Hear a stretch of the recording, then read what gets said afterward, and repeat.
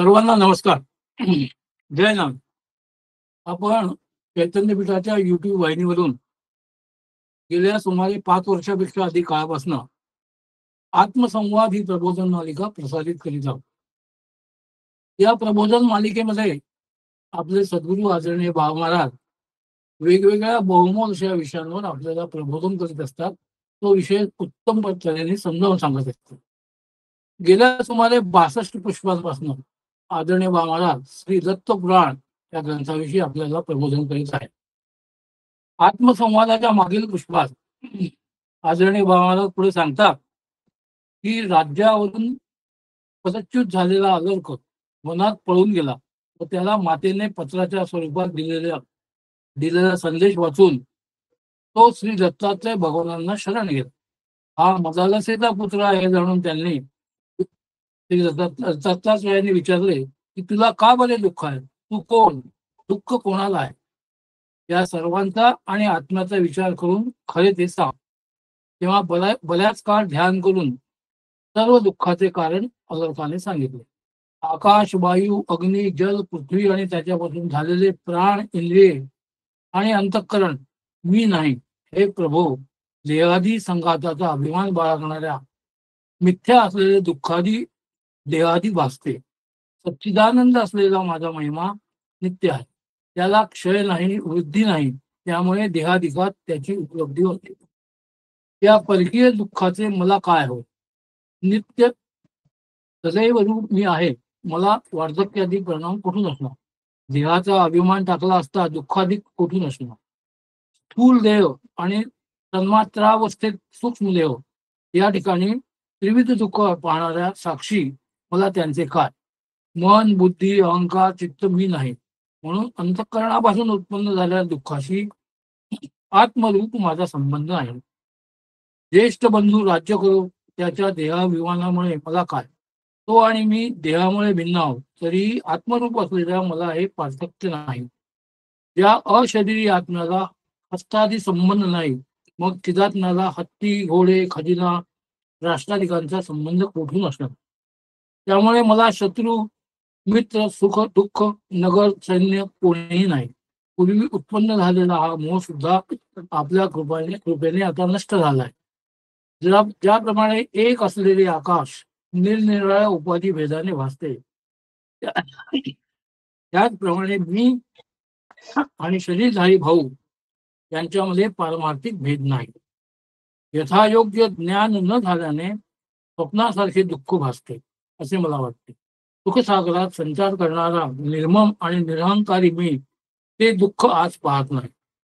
ज्याप्रमाणे प्रेमाने वाढलेला पोपट मांजराने भक्षण केला असता दुःख होते आणि प्रेम नसलेला लांडगा आणि वडील यांच्याविषयी मात्र दुःख होत नाही, तसेच या ठिकाणी आहे. जो प्राणी मात्राकडून पराभव झालेल्या शत्रुमित्राकडून सुखी दुःखी झालेला तो मी सुखी दुःखी नाही.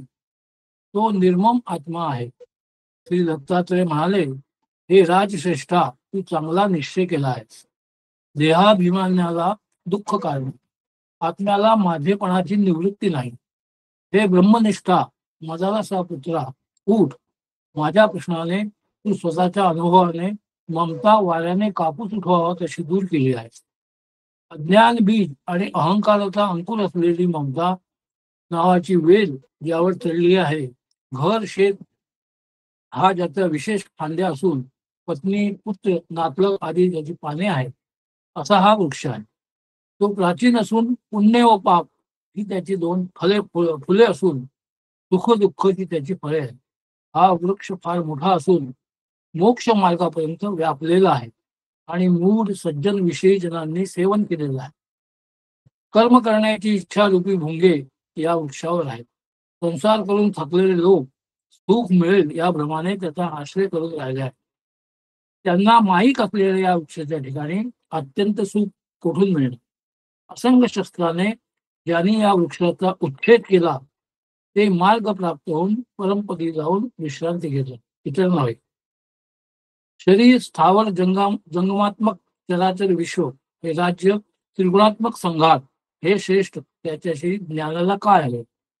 औदुंबराच्या फळातून निघालेला किडा मुळातून काडी पाण्यातून कमळ ज्याप्रमाणे वेगळे असते त्याचप्रमाणे शरीर आणि आत्मा यांचा पृथक भाव तू जाणला आहेस. अलर्क म्हणाला, हे भगवंताच्या प्रसादामुळे मी जाणले आहे. कारण अहंकार आणि आत्मा याचे पृथक भाव वेगळे पण कोटी कोटी कल्पकाळांनी जाणणे अशक्य आहे. हे देवांच्या देवा परमेश्वरा भगवंत ज्ञान वाचलेले हे चित्त आकळल्यामुळे माझ्या ठिकाणी कसे राहू शकते. या योगाने मला पुनर्जन्म लाभणार नाही आणि ज्यामुळे मी निर्गुणतेला जाईन तो योग मला सांग. ज्यामुळे मी ब्रह्मैक तत्वाला जाईन. हिताची इच्छा करणाऱ्या मानवाचे हेच श्रेष्ठ कार्य करावे. त्याशिवाय व्यापक आणि झाकलेल्या मुक्ती मार्गाचा द्वार स्वरूप असलेल्या मानव जन्मातून मुक्ती नाही. अलकाने असे विचारलेला भगवान योगेंद्र दत्तात्रय त्या अलकाला गुह्य योगाचा उपदेश करतात. हे अलका, सावधान होऊ नये. मोक्षासाठी 3 कारणं आहेत: तत्वज्ञान, मनोभंग आणि वासनाक्षय. अंतःकरणाची शुद्धी आणि सर्व संग परित्याग करून नित्य नैमित्तिक सत्क्रियांनी सद्गुरूंपासून ज्ञान मिळवून योगाने दैत्याचा त्याग करा. अन्वय व्यतिरेकाने देहामध्ये असलेल्या अंतर्यामाचा साक्षी चैतन्याचा अन्वय करा. योगाचा अभ्यास करा, ज्यामुळे मुक्ती निश्चित ताबडतोब मिळते. ही मुक्ती म्हणजे दुःखादी रूपाचा वियोग आणि ब्रह्माशी योग आहे. ज्ञानामुळेच वैराग्य हे ज्ञान विवेकामुळे होते. सत असत वस्तूंचा निर्णय म्हणजे विवेक, तोच आता सांगितला जात आहे. देह, इंद्रिय, मन, प्राण, अहंकार हे भौतिक अनात्मभूत आहे. ते साधी आणि शांत असून विकारी आहे. ते एकत्र आले तरी शाश्वत नसतात. अग्नियुक्त असलेल्या लोखंडाप्रमाणे परस्परांवर केलेल्या अध्यात्मामुळे देहादी संघाताला चित्व आणि केवळ साक्षी असलेल्या आत्म्याला जडत्व भ्रमाने मानले जाते. आत्म्यावर देहादिकांचा अभ्यास केल्याने अहंता उत्पन्न होते. त्यामुळे झालेले कर्म बंधनकारक होते. कर्मानेच पराधीन झालेल्या माणसाचे यंत्राप्रमाणे भ्रमण कायम सुरू असते. त्यामुळे नित्यानित्य वस्तू विवेकाने स्वतःला आत्म्याला जाणून विशेष विरक्त व्हा. वैराग्य संपन्नच स्वस्थ होतो, सुखी होतो आणि शरीर सोडतात मोक्ष पदाला जातो. अशा पद्धतीने भगवान दत्तात्रयाने अलकाला मुक्ती कशी प्राप्त करावी हा उपदेश केला, असे बाबासाहेब म्हणाले. पुढे ते म्हणाले की स्वामी महाराजांनी या अध्यायात संसार वृक्षाचे वर्णन केले आहे. गीतेमध्ये 15व्या अध्यायातील संसार वृक्षाचे सर्व श्लोक आदरणीय बाबांनी नीट समजावून सांगितले. तसे क्षेत्र व क्षेत्रज्ञाबद्दलची माहिती सांगितली. क्षर आणि अक्षर पुरुषाची देखील माहिती त्यांनी समजावून सांगितली. अतिशय अप्रतिमपणे हा अध्याय आदरणीय बाबांनी इथे समजावून सांगितलं. आणि इथे दत्त पुराणाच्या उपासना कांडातील 5व्या अष्टकाचा 4था अध्याय समाप्त. मी बाबा महाराजांना विनंती करतो त्यांनी आजच्या प्रबोधनाला सुरुवात केली. नमस्कार.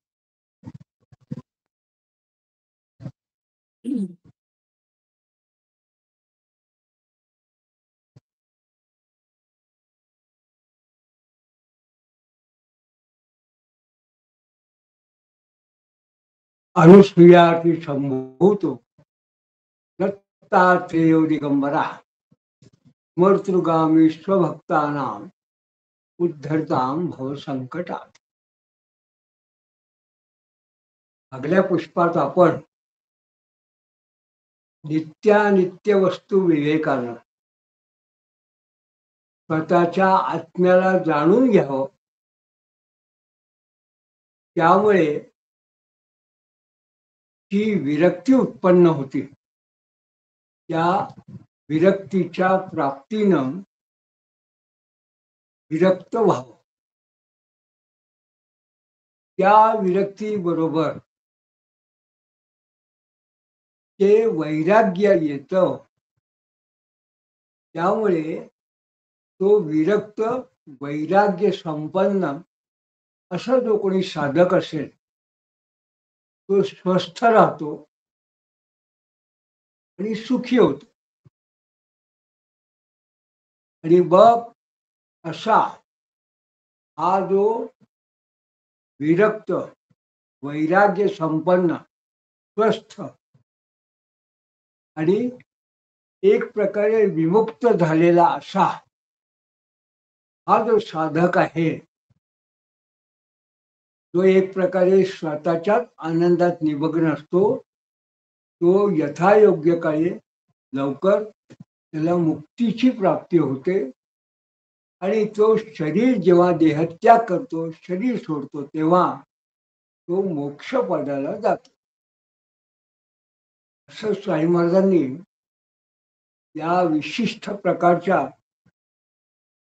साधकापासून मुक्त अशा साधकावस्थेचा त्याला साधू असं म्हणावं. साध्य एखाद्याला साधकाला वाटेल अशी ती विशिष्ट मुक्त अवस्था, याचं उत्तम असं वर्णन केलं. आणि पुढे आता महाराज या या 5व्या अष्टकातल्या 5व्या अध्यायामध्ये काय सांगतात ते आता या नंतर आपण बघणार आहोत. यदद्य सूर्यधीशे इदम कथितं तच्चलात्मना कथम लभ्यमती श्रीशो राजा पृष्ठो ब्रवी इदम. या ठिकाणी यदद्य सूर्यधी ईशम एदम, या ठिकाणी विद्वानांच्या अधीश असं दत्तात्रेयाला म्हटलं. जणू काही हा सूर्यादिक जे आहे ते विद्वानांमधला उच्चतम असा त्यांचा विद्वानांचा अधीश. विद्वानांमध्ये तेजाने तळपणारा म्हणून त्याला अधीश, एक प्रकारचा राजा असं त्याला उपमा देऊन हा अलर्क असं म्हणतोय. कुणाला? भगवान दत्तात्रेय. ते असं म्हणतात, अलर्क म्हणतो, तुम्ही जे हे मला सांगितलं आहे, जे कथन केलं आहे, कथितम, हे काय आहे? तर चला आत्मना, हा चंचल ज्याचं मन आहे, तर चला आत्मना, ज्याचं मन चंचल आहे, त्या चंचल मन असणाऱ्या माणसाने मनाने कसं मिळवावं आणि कथम लभ्यम इति श्रीशो, असं भगवंताला राज्ञा पृष्ठोपब्रवीदीम असं राजाने विचारलं. तेव्हा भगवान दत्तात्रेय असं म्हणतात, अभ्यासेनाम अपि दुर्जयो जय्य आत्मास नान्यथा अभ्यासो अष्टांग योगाख्या सुलभोपाय ईशतु. म्हणजे जिंकण्याला कठीण असलेलं असं हे जे मन आहे, हे योगाभ्यासाने जिंकता येतं. किंबहुना योगाभ्यासाने हे जिंकणं शक्य आहे. मग त्याच्यासाठी काय करायला पाहिजे?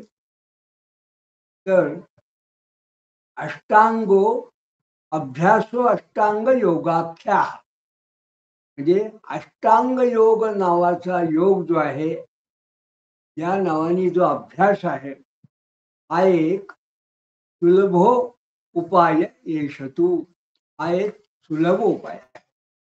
कुठला? तर अष्टांग योग. या अष्टांग योगात काय आहे? यमाद्यैचरात्म यमनम आसनैहि धैर्यमात्मना दोष शोषो सुमामेश्च प्रत्याहारेण गोजया. म्हणजे यमनियमानी मनोजय, यमादे आत्मना मनम आणि आसनाने चित्तस्थैर्य, आसने स्थैर्य आत्मना. मग प्राणायामाने देहाच्या कफादी दोषांचे शोषण, दोष शोषो तू या वैश्य. आणि प्रत्याहाराने इंद्रिय जय होतो. प्रत्याहारेण गोजय, गो म्हणजे इंद्रिय. पुढे पापनाशो धारणया आत्मैक्यम ध्यान समाधिता गाय्या इत्यात्मगा दोषा धातु दोषा यथानले. मग सदाचारानं पापनाश, यत पापनाशो धारणया हे धारणे. आणि धारणा म्हणजे या ठिकाणी सदाचार अशा अर्थाने म्हटलंय. आणि आत्मैक्यम ध्यान समाधिता, आणि ध्यान समाधीने आत्मैक्य म्हणजे आत्मा आणि परमात्म्याचे ऐक्य हे साधले जातं. असा हा अष्टांग योग आहे. अशा प्रकारे गाय्या इत्यात्मगा दोषा, अशा प्रकारे अग्नीत ज्याप्रमाणे धातू दोषा यथानले, अग्नीमध्ये ज्या पद्धतीने धातूंचे दोष निघून जातात तापवल्यामुळे, त्याप्रमाणे चित्तातील दोष नष्ट करावे. कारण अशा पद्धतीने चित्तातील दोष नष्ट होतात असं या ठिकाणी त्यांचं दत्तात्रेयचं सांगणं आहे. पुढे भगवान दत्तात्रेय सांगतात, प्राणापान निरोधो यम प्राणायाम चतुत्रिधा लघु मध्योत्तम भिदा वेदकंप प्रदा. म्हणजे प्राण आणि अपान यांचा निरोध. हा प्राण आणि अपान असलं यांचा जो निरोध, यांचा प्राणायाम जो आहे हा 3 प्रकारचा आहे असं इथे भगवान दत्तात्रेय सांगतात. किंबहुना या निमित्ताने स्वामी महाराज आपल्याला उपदेश करतात. 3 प्रकारचा कसा आहे तर तो त्याला लघु, मध्यम आणि उत्तम असं त्यांची सध्या त्यांना नाव असून, घाम आणि कंप याची जी अवस्था आहे, तो जो अशी अवस्था असते तो काय असतो, तो प्राणत्याग असतो. जेव्हा असं खूप घाम येतो, वेद कंप स्थिती प्रद अशा प्रकारची अवस्था असते. मग लघु द्वादश मात्र द्वित्रिग्नो मध्य उत्तमाः रेचको अत्र तदर्थेन च पूरकाः. म्हणजे लघु द्वादश मात्र 12 मात्रांचा लघु आणि 24 मात्रांचा मध्यम आणि 36 मात्रांचा जो प्राणायाम तो उत्तम प्राणायाम आहे. तसंच कुंभकाच्या अर्ध्याने रेचक आणि त्याच्या अर्ध्याने पूरक असावा. म्हणजे एक प्रकारचं हे गणित आहे. तर 3 प्रकार कोणते, तर 12 मात्रांचा लघु, 24 मात्रांचा मध्यम आणि 36 मात्रांचा जो प्राणायाम आहे तो उत्तम आहे. मग याच्यामध्ये जे कुंभक असतात त्याच्या अर्ध्या मात्रांनी रेचक, त्याच्या अर्ध्या मात्रांनी पूरक असावं. किंबहुना आपण जर दुप्पट करायला गेलो त्या अर्थाने, पूरक म्हणजे जेव्हा आपण श्वास आत भरतो त्याच्या दुप्पट हा रेचक, जेव्हा श्वास सोडतो त्याची दुप्पट मात्रा असावी. जेवढ्याचा रेचक आहे त्याची दुप्पट मात्रा तेवढा कुंभक असावा असा एक अर्थ आहे. जर एखाद्याने गणित पद्धतीने या ठिकाणी महाराज काय म्हणतात सांगितलं तर आपल्याला असं लक्षात येईल, जो लघु प्राणायाम आहे याच्यामध्ये 12 असतील, मग 4, 8, 12 हा लघु प्राणायाम. मग 24 मात्रा असतील 8, 16, 24, 36 असतील तर 12, 24, 36 असे गणित आपल्याला करता येतात. आणि मग त्याला लघु मध्यम 36 असं सुरुवातीला एक नाव दिलं गेलं आहे. मग शनेर्वश्यो यथा व्याघ्रो मृगान नंती न मानवान साधित पवनस्तद्दोन्वान दोषान नंती ननुस्तनू ननुस्तनुम. हे ज्याप्रमाणे हळूहळू वश केलेला वाघ, शनेर वश्यो, शनेर म्हणजे हळू, शनै शनै म्हणजे हळू, वश्यो यथा व्याघ्रो ज्याप्रमाणे वाघ मानवाला न मारता मृगान हंती, जनावरांना मृगाला मारतो तो हरणाला, पण न मानवाला मारत नाही, त्याप्रमाणे सिद्ध झालेला वायू साधीचा पवन, तो सिद्ध झालेला वायू आहे तो दोषांचा नाश करतो. दोषांहंती न नुस्तम, पण मानवाच्या शरीराचा नाश करत नाही. या ठिकाणी महाराजांची उपमा दिली आहे. प्राण जर वश केला तर जसा वाघ वश केला तर माणसाला मारत नाही, जनावरांना मारतो, तसा प्राण जर वश केला हा प्राण दोषांचा नाश करतो, पण शरीराचा नाश करत नाही, शरीर व्यवस्थित ठेवतो. मग शुभाशुभ क्रियाणाम यो जायते फलसंक्षया तदा चित्त कषायत्वाद हस्तिरेषा निरुच्यते. जे शुभाशुभ कर्माचा जो फलनाश होतो तेव्हा शुभाशुभ क्रियाणाम यो जायते फलसंक्षया, शुभाशुभ कर्माचा जो फलनाश होतो तेव्हा चित्त शुद्ध झाल्याने तदा चित्त कषायत्वाद, चित्त शुद्ध झाल्याने शुभाशुभ कर्माचा नाश असं म्हटलं जातं. आणि लोभमोहात्मकां कामांनी ही काम मुष्मिकान्यदा विरुद्धते प्राप्तिरेषा योगिनो अभिष्ट कामदा.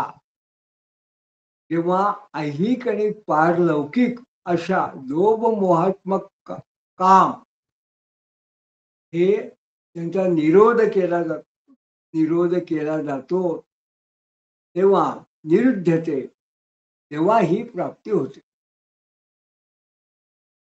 ही प्राप्ती झाली तो योगिनो अभिष्ट कामदा, ती योग्यांना अभिष्ट फल देणारी अशी असते.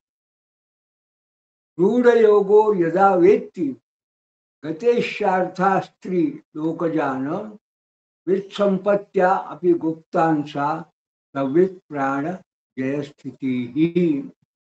योगी जेव्हा ज्ञानलाभामुळे गुप्त असलेल्या तीनही लोकांमधील अपेक्षित विषयांना जाणतो.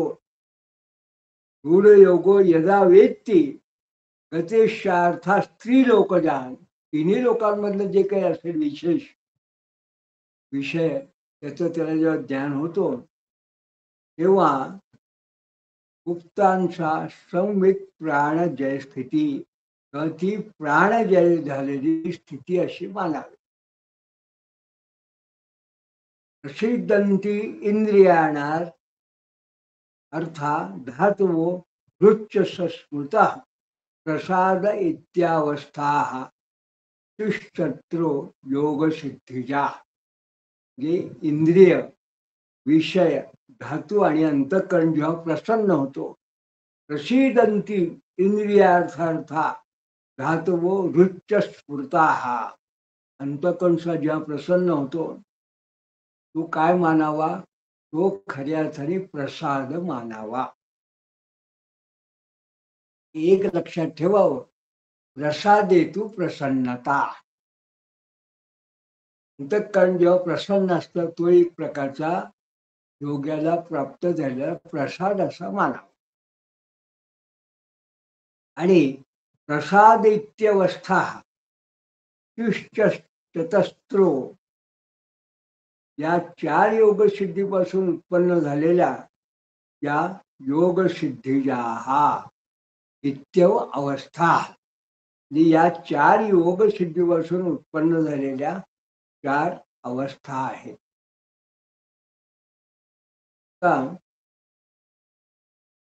सुखासन समासीनो यताश्च समविग्रहा दंतेरसस्पृश्यसे ते दंतात आत्मा नतमस्तकः. जे सुखासन समासीनो, सुखाने आसनावर बसलेला असा जताश्य समविग्रहा, शरीर समतोल राखणारा असा जितेंद्रिय हा विनम्र झालेला योगी, त्याने काय करावं, एक सूचक असा महाराज या ठिकाणी उल्लेख करतात. दंते संस्पृश्यते दंता अन्य दंतान्य यतात्मना यतात्मा. हे दातांनी दातांना स्पर्श करू नये या विशिष्ट पद्धतीने ध्यान करताना. आणि काय करावं, नासाग्र दृष्टी रजसा तमोवृत्ते निरुध्यच तत्वेन राजसो सत्व हितो युंजित योगचित योगवित. नाकाच्या अग्रभागी दृष्टी ठेवून नासाग्र दृष्टी रजसा तमोवृत्ती निरुद्धच, रजोगुणाने तमोवृत्तींचा निरोध करून सत्वेन राजसो सत्वस्थितो, सत्वगुणाने राजसी वृत्तीचा निरोध करून योगवेत्यानं मन आत्म्याच्या ठिकाणी योजावं. युंजित योगवित. आणि मग इथे प्राणे हृदार्थेभ्यो गुणान प्रत्याहरे यथा कुर्मोंगानी सुखे नैव पश्चन्नात्मान आत्मनी.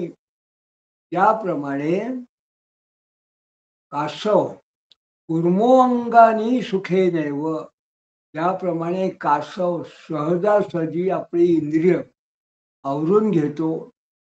कुर्मो अंगानी सुखे नैव, त्याप्रमाणे प्राणजय झाला असताना, जिथे प्राण म्हणजे प्राणजय झाला असताना आत्म्याच्या ठिकाणी स्वतःला पाहत हृदार्थेभ्यो गुणान प्रत्याहारे यथा, मनानं विषयापासून इंद्रियांचं आहरण करावं. पश्चात्मा आत्मनी. मग नाभ्यादिदेशे चित्तस्य संबंधो धारणा मता ततो दोषाः प्रणश्यन्ति स्वस्थता च उपजायते. ते नाभी इत्यादी ठिकाणी चित्ताचा संबंध ठेवणे, नाभ्यादी देशे चित्तस्य संबंधो, नाभी इत्यादी ठिकाणी चित्ताचा संबंध ठेवणे याला धारणा असं म्हणतात.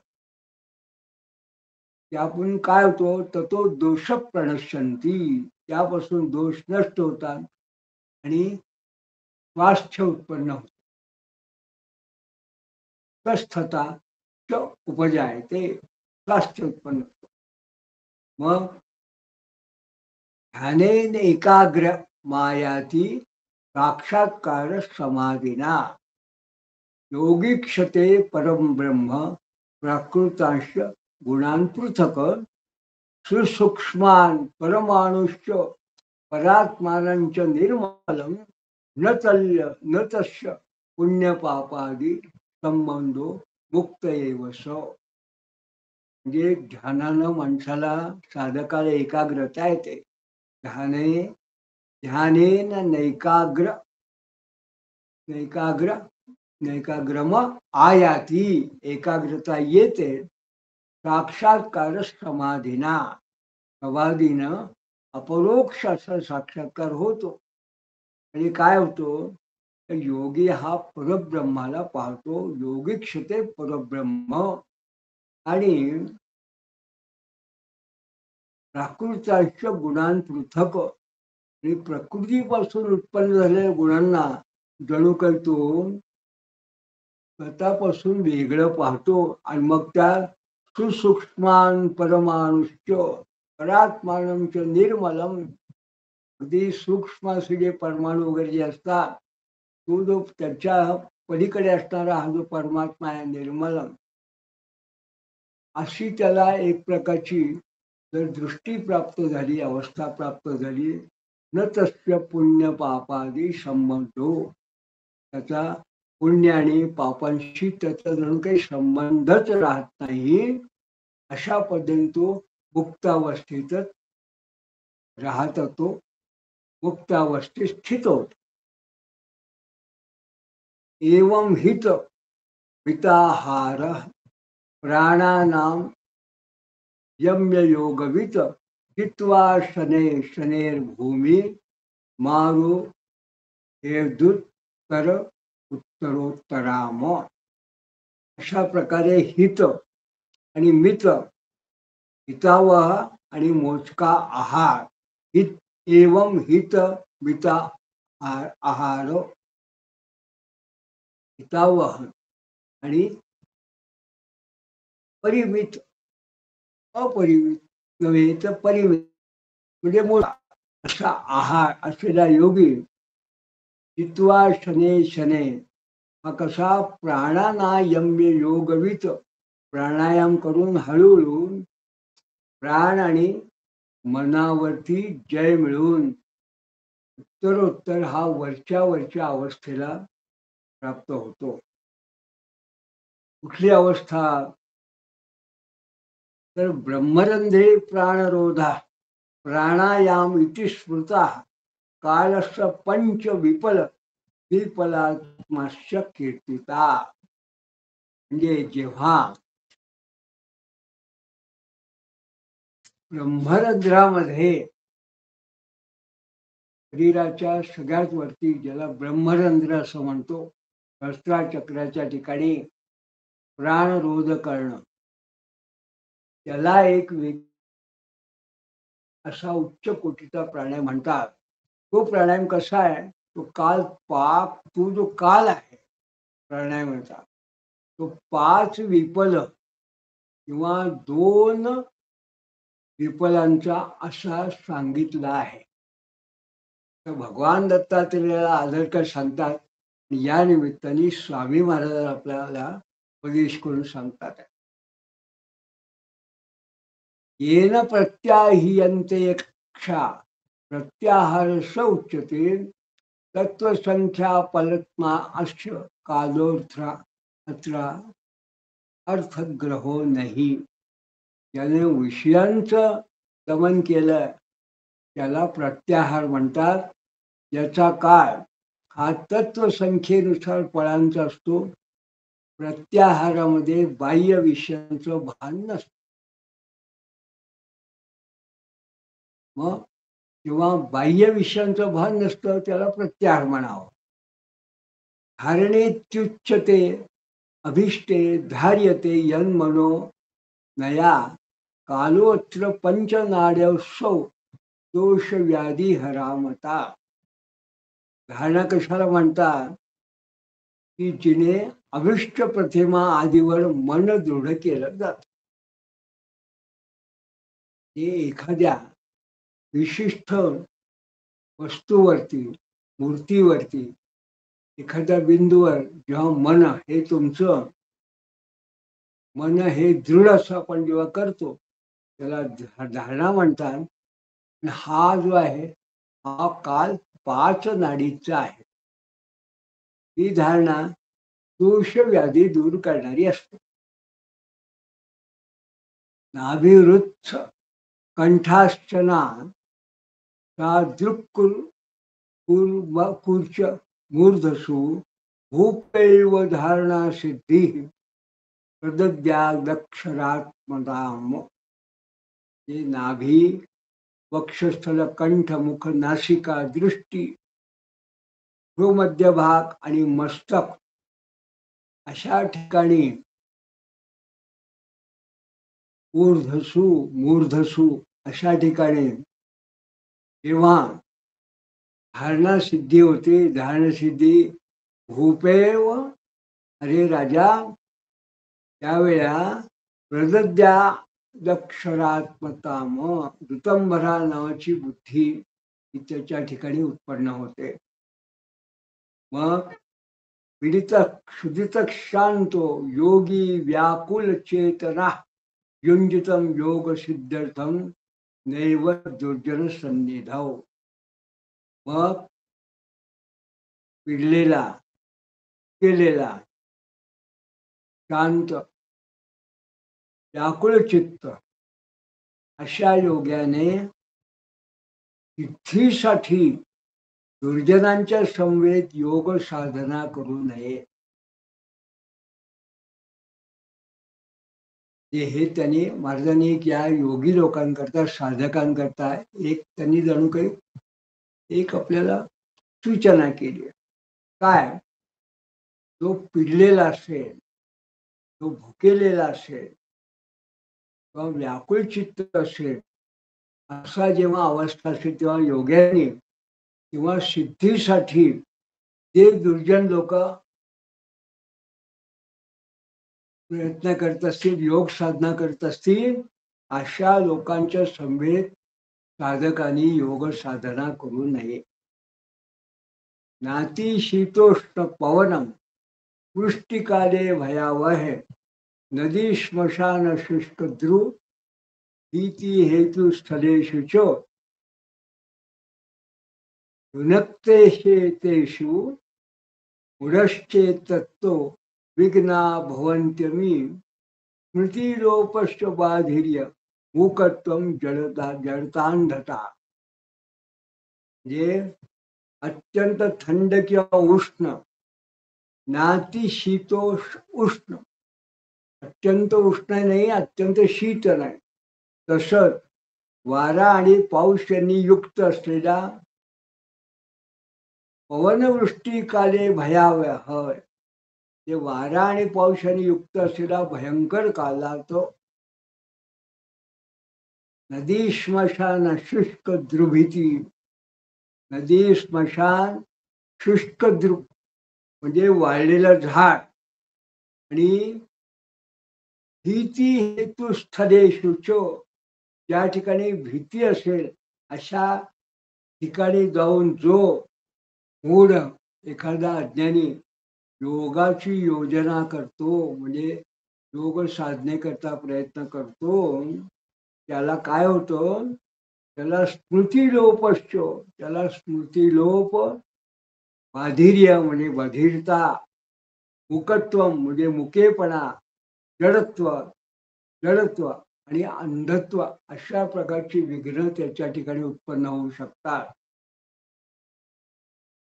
उत्थिता यद्यमी दोषाः कार्यात्रियं प्रतिक्रिया दिग्धाम यवागुमुष्टा पीत्वा तत्रैव धारयेत. या ठिकाणी महाराज एक उपाय सांगतात. ते असं म्हणतात, हे अशा प्रकारे सांगितलेले जर दोष एखादा साधक योग करत असताना जर उत्पन्न झाले तर त्यावेळी त्यांचा प्रतिकार करावा. आणि कसा करावा? तर अत्यंत उष्ण स्निग्ध अशी कण्हेरी, हे कण्हेरीचा एक प्रकारचं द्रव किंवा पेज, त्याला यवागो असं म्हटलेलं आहे आयुर्वेदाने, म्हणजे तांदूळाची पेज उष्ण आणि स्निग्ध अशी अशी पिऊन इथेच राहावं. त्या ठिकाणी अशी पेज घ्यावी एका अर्थाने. बरोबर काय, वातादी यत्र तच्छांते कं कंपे शैल्यंच चेतसी वचोदिधाते वचसी वादिरिये श्रवणे तया. या ठिकाणी वारा पाऊस असेल, वातादी यत्र तर त्याच्या शांती करता, तसे देहाला अंतःकरणात कंप उत्पन्न झाला असता, कंपे शैलम च चेतसी, आणि वाणीत दोष आणि ऐकण्यात बधिरता उत्पन्न झाली असेल तर पर्वताचा आश्रय घ्यावा. ह्यात्वा श्रेष्ठ फलम धार्या धारणा यत्र तत्र च दाहे शीतां शैत्यमुष्णा कृतिलोपेतु मूर्धनी कौलं धृत्वे धमिष्वतेन ताडनादिश चिंतनात रोदसी धारणा तो अपि सर्व विघ्नात त्या क्षणात.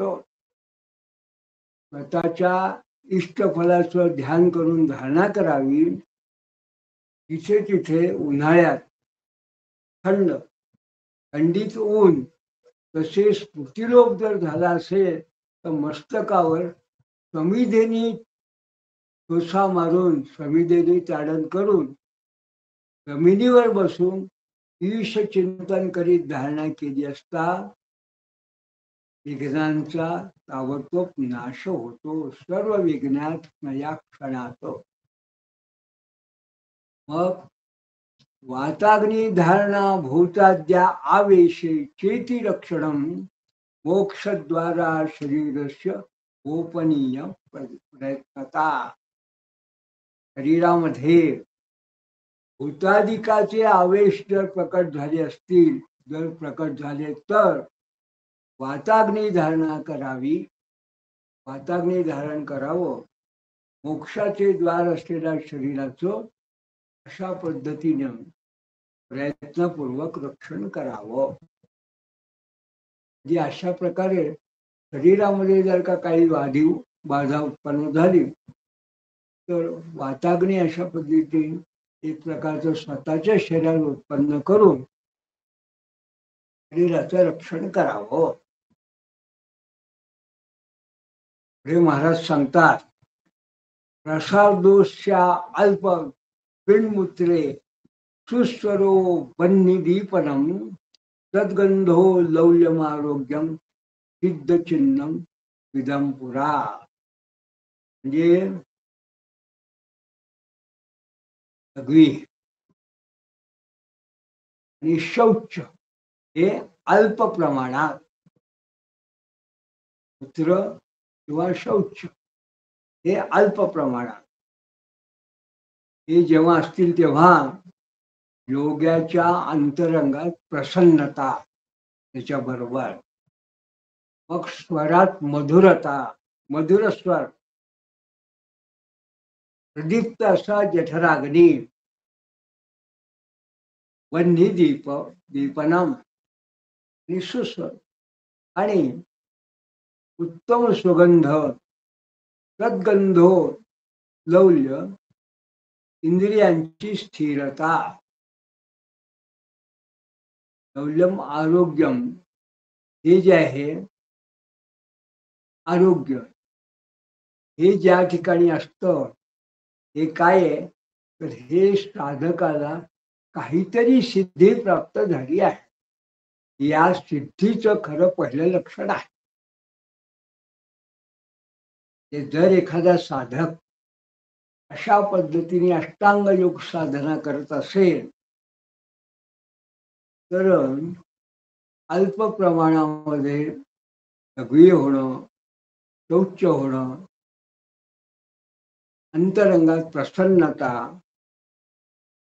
चांगला मधुर स्वर, कर्कश वगैरे असा नसणारा, प्रदीप्त असा जठराग्नी, चांगल्यापैकी उत्तम उत्तम पद्धतीचा सुगंध आणि इंद्रियांची स्थिरता, या सगळ्या दृष्टीने आरोग्य असणं, हे स्वामी महाराज असं सांगतात की हे एक प्रकारची जणू काही सिद्धी आहे.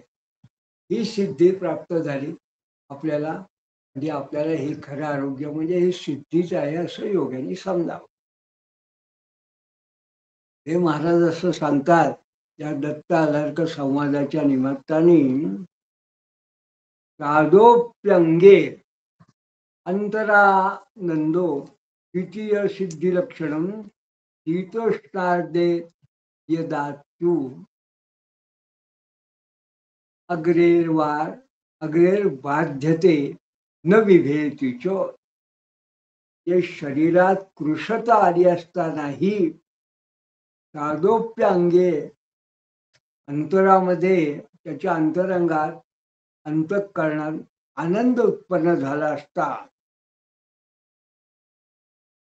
ते शरीरात कृशता आली आहे पण अंतरंगामध्ये हृदयामध्ये आनंद आहे, आनंद उत्पन्न झाला आहे. ही कशी अवस्था आहे? ही दुसऱ्या वरच्या स्तरावरची सिद्धीची अवस्था आहे असं समजा. पुनश्च मी सांगतो, शरीरात कृष्णता उत्पन्न आली पण अंतःकरणात जर आनंद उत्पन्न आहे, आनंद कायम आहे, तर हे दुसरं सिद्धी लक्षण आहे असं स्वामी महाराज सांगतात. पण हे कसं? तर ज्यावेळी अत्यंत उग्र शीतोष्णादे रात्यो उग्रई, म्हणजे अत्यंत उग्र शीतोष्णादी यांनी सुद्धा ज्याला बाधा होत नाही, त्याला बाधा होत नाही, तो त्यांना जणू काही न विभेती, तो जणू काही त्याला भीतच नाही. त्या भावार्थ काय? दिसायला कृश आहे पण तो कृश म्हणजे दुबळा वगैरे वाटतोय, पण त्याच्या अंतःकरणात आनंद आहे. पण आणखीन काय आहे? तर अत्यंत उग्र असं शीत आहे, खूप थंडी आहे आणि खूप गरमी आहे, पण त्याचा त्याला त्रास होत नाही आहे असं जे काही लक्षण आहे. म्हणजे या शीतोष्णादी उग्र तो भीतच नाही आहे, त्याच्याकडे लक्षात देत नाही आहे, त्याचा त्याच्यावरती परिणाम होत नाही असं जो आहे, हे त्याच्या दुसऱ्या सिद्धीचं लक्षण समजावं. हे त्याला वरच्या प्रकारची सिद्धी त्याला प्राप्त आहे असं समजावं या साधकाला. तर पुढे काय आहे? पुत्रापि भयेतोभ्या सिद्धी लक्षणमुत्तमं अत्रोपसर्गा जायन्ते तैयास्ते योगिना हठात. म्हणजे पुत्र अपि भय हेतुभ्या, भयाला कारण असलेल्या कोणत्याही गोष्टीपासून, पुत्र अपि भय हेतुभ्या, कोणत्याही गोष्टीपासून आहे अत्रोपसर्गा जायन्ते, स्वर्ग आणि उपसर्ग उत्पन्न होतात. त्या उपसर्गांना योग्यानं तैयास्ते योगिना हठात, त्या उपसर्गांना योग्यानं जिंकणं आवश्यक आहे. तर हे सर्ग उपसर्ग काय? ते कशामुळे? त्यामुळे या उपसर्गामुळे एक प्रकारची भीती उत्पन्न होते, काळजी उत्पन्न होतो. तर अशा प्रकारचे जे काही असेल, ही जी उपसर्ग याच्यावरती जेव्हा जय मिळतो, त्याला या उपसर्गाचा त्याच्यावर काही परिणामच होत नाही, अशी जेव्हा अवस्था असेल, तेव्हा त्याला काय म्हटलंय? सिद्धी लक्षण उत्तमम. अशा वेळेस हा जो सिद्ध आहे, साधकाचा सिद्ध अवस्थेत पोचलेला, हे त्याच्या ठिकाणी असणाऱ्या सिद्धीचं उत्तम लक्षण आहे. हे कुठल्याही प्रकारचा उपसर्गाचा सर्गाचा त्रासदायक त्याच्यावर जणू काही परिणामच होत नाही, हे त्याच्या प्रकारे एक प्रकारच्या उत्तम सिद्धीचं लक्षण आहे. पुढे महाराज असं म्हणतात, काम्याः क्रिया भोग कामा दिव्यम द्रव्यम तथेहिकम क्रियम क्रिया वा क्रिया दान फलम विद्या मायाम जयम यशाः राज्यम देवत्वमीशत्वम रसायन रसक्रियाः खांब अग्निश्चक्षमागती स्वैरा तथा नशन महर्ताम देवता मंत्र सिद्धींच नृत्व कर्म प्रवर्तनम इच्छेद्योगित येतेषु रूप सर्गा महावया. म्हणजे भोगाची इच्छा असलेल्या काम्यक्रिया, काम्याक्रिया भोग कामा, वर्गीय किंवा पृथ्वीवरील द्रव्य वस्तू, दिव्यम द्रव्यम तथेहिकम, क्रिया आणि दानाचं फल, क्रियम क्रिया दान फलम, विद्या माया जय कीर्ती, विद्या मायाम जयम यशाः, राज्य दैवत्वम स्वामित्वम, राज्यम दैवत्वम ईशत्वम, रसायन रसक्रिया, रसायन वेगवेगळ्या प्रकारच्या रसक्रिया, आणि आम अंब अग्नि क्षमा गती ही, आकाश जल अग्नी आणि पृथ्वीवर स्वैर गती, स्वैरा तथा न अनिशन महर्तान, काहीही न खावयाची इच्छा, योग्यता देवता मंत्रसिद्धी, देवता मंत्रसिद्धींच अप्रसिद्ध गोष्टींचा प्रारंभ, नृत्व कर्म प्रवर्तनम प्रारंभ इत्यादी ज्या गोष्टी असतात, इच्छेत योगी तर येते, इत्यादी गोष्टींचे योगी जर इच्छा करीन तर या गोष्टी या योग्यासाठी महाभयकारी अशा उपसर्ग आहेत. या ठिकाणी महाराज असं सांगतात. हे जे उपसर्ग आहे हे काय आहे? काही वेळा योग्याला असं वाटतं की अरे हे आपल्याला प्राप्त होऊ शकतं, मग तो त्याच्या मागे लागतो. मग या गोष्टी तो प्राप्त करण्याच्या मागे एकदा लागला की त्याच्यापासून उपसर्ग उत्पन्न होतात असं स्वामी महाराज सांगतात. म्हणजे आपण जसं बघतो की राज्य करावं, खूप धनधान्य या करावं, दान पुण्य खूप करावं, खूप क्रिया कराव्या, जणू काही राज्य मिळवावं, देवस्वरूपच व्हावं, अशा प्रकारे वेगवेगळ्या प्रकारच्या मंत्रसिद्धी प्राप्त व्हावा. या सगळ्या गोष्टीचा जर एखाद्या योगी मार्गे लागला, महाराज सांगतात हे सगळं जे आहे हे त्याला प्राप्त होऊ शकतं, पण हे उपसर्ग आहे. पण हे जर उपसर्ग आले आणि कळत नकळत जर योग्याच्या मनात उत्पन्न झाले तर पुढे त्याचा उपशम कसा व्हावा? तर महाराज सांगतात नश्यंत यम ईश भक्तेव पुनश्चामी भवन्त्यथा वेदशास्त्रार्थ काव्यार्थ विद्याशिल्पादी नैपुणम. आणि प्रतिभाती भा यदास्यायम प्रातिभो योगी नंतरम शब्दार्थत्वेन चेतशेषेण शब्दम गृह्णाती दूरता. हे सर्व जे उपसर्ग आहेत हे परमेश्वर भक्तीनं नष्ट होतात. आणि मग पुन्हा पुन्हा काही वेळा उत्पन्न होतात, पण त्याच्या ठिकाणी जर भक्ती दृढ असली, ईश्वरनिष्ठा दृढ असली तर ते नष्ट होत राहतात. आणि त्यानंतर वेदशास्त्रार्थ, काव्यार्थ, विद्या शिल्प नैपुण्य हे त्या योग्याच्या ठिकाणी प्रकट होतं. वेदशास्त्रार्थ काव्यार्थ विद्या शिल्पादी नैपुण्यम हे त्याच्या ठिकाणी वैदिक शास्त्रांचं ज्ञान काव्य करण्याची जणू काही त्याच्या ठिकाणी एक विशिष्ट प्रकारची एक अशी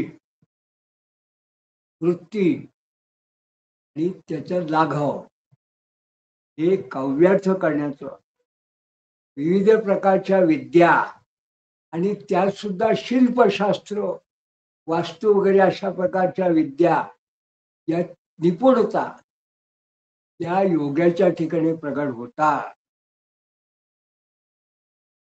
आणि मग योगाची समयस्फूर्ती